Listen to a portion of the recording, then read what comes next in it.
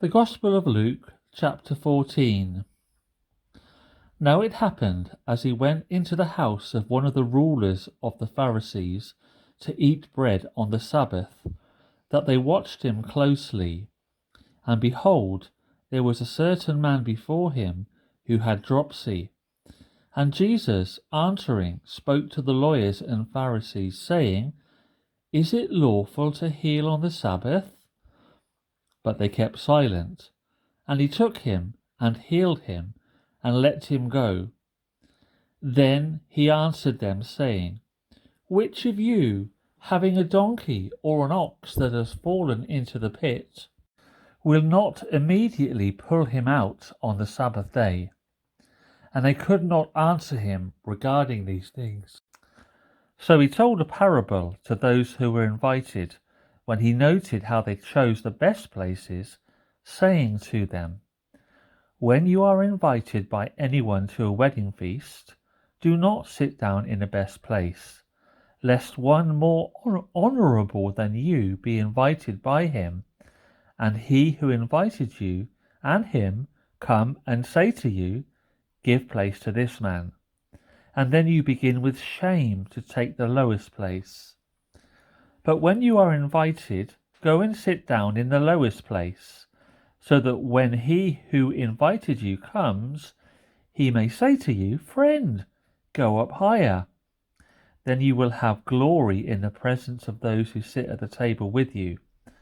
For whoever exalts himself will be humbled, and he who humbles himself will be exalted. Then he also said to him who invited him, When you give a dinner or a supper, do not ask your friends, your brothers, your relatives, nor rich neighbours, lest they invite you back and you be repaid.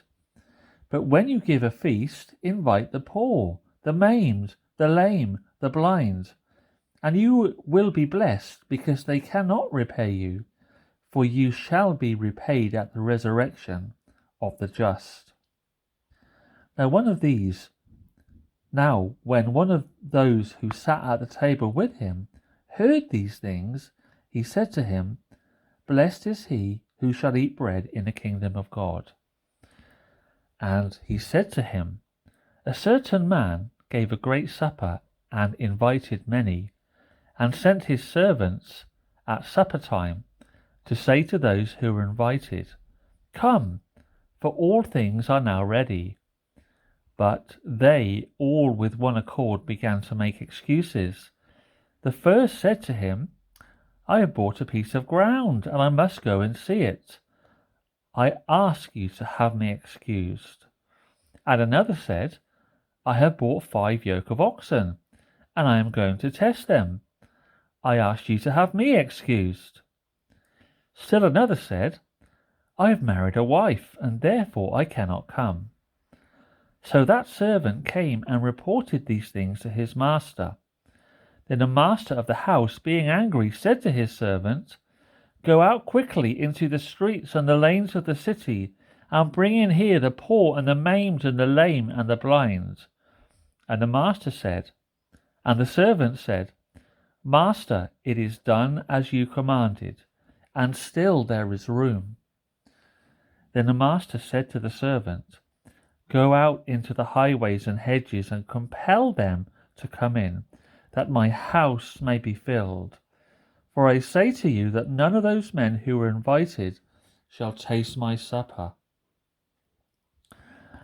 Now great multitudes went with him, and he turned and said to them, If anyone comes to me and does not hate his father and mother, wife and children, brothers and sisters, yes, and his own life also, he cannot be my disciple. And whoever does not bear his cross and come after me cannot be my disciple.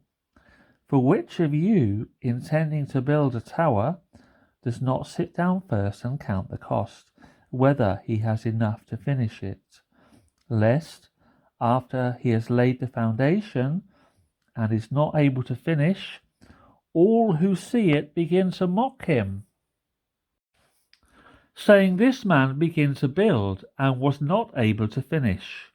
Or what king going to make war against another king does not sit down first and consider whether he is able with 10,000 to meet him who comes against him with 20,000?